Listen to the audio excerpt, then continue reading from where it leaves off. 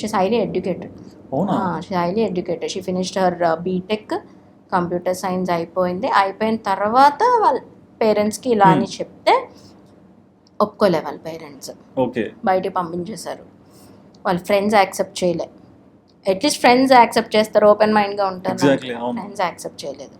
So ఇంకా sex trafficking ఏదో ఉన్నారు, ఇలా గ్రూప్ ఆఫ్ మెంబర్స్ ఉన్నారని తెలిసి అక్కడికి వెళ్ళింది. But that is not a good group అనమాట.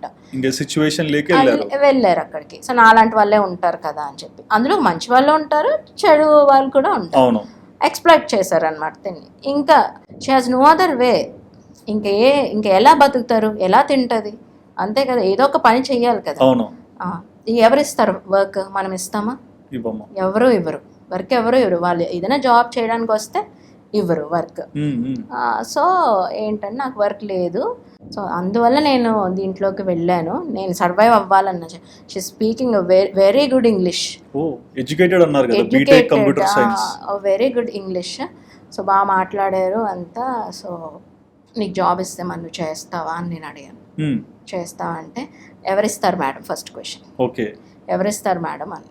లేదు ఇస్తే నువ్వు చేస్తావా అని నేను అడిగాను. డెఫినెట్గా చేస్తాను మేడం, నాకు ఇదంతా చేయాలని లేదు. నాకు బేసిక్గా ఏంటంటే నా జెండర్ ఇది, నేను మార్చుకోవాలని అనుకున్నాను, అంతవరకే. ఈ సెక్స్ ట్రాఫికింగ్ అది నాకు ఇంకా వేరే ఇది లేక నేను ఇది చేయాల్సి వచ్చింది.